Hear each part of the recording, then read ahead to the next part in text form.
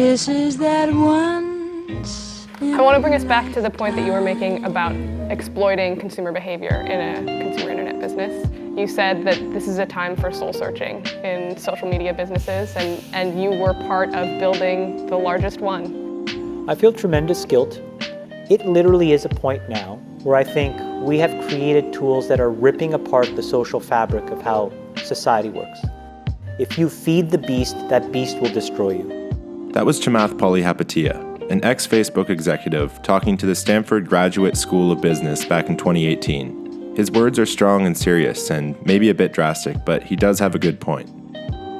I'll start by getting the hypocrisy out of the way. You probably found this video on social media. The guy making this video, me, gets paid to make films for social media, and pretty much none of this situation would have been possible without social media. But this is a topic that I think is important to examine: social media and loneliness. We have 24/7 access to the events and lives of pretty much everyone around the world now. In some ways, we feel more connected than ever, but there's a dark underlying loneliness that has come along with it. One of the main issues is that we compare our lives messy behind the scenes with the highlight reels of other people's lives.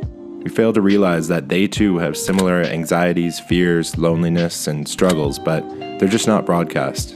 By only receiving the positive side of other people's lives, we set an unrealistic expectation for our own lives, which we fail to meet, and it leaves us feeling hollow and empty. We curate our lives around this perceived sense of perfection because we get rewarded in these short-term signals, hearts, likes, thumbs up, and we conflate that with value and we conflate it with truth. And instead what it really is fake, brittle popularity. That's short-term and that leaves you even more vacant and empty before you did it. There's a saying in the tech world that if you're not paying for something, then you are the product.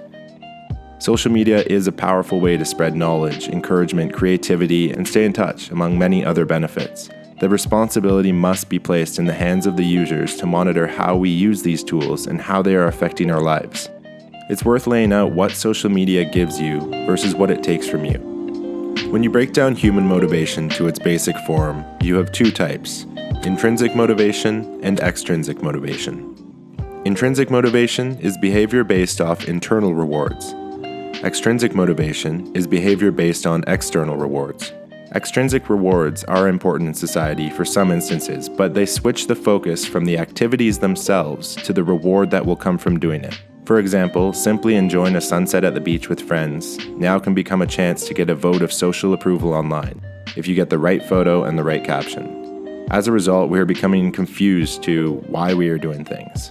We are losing the ability to value things internally and are constantly letting others decide what we should value.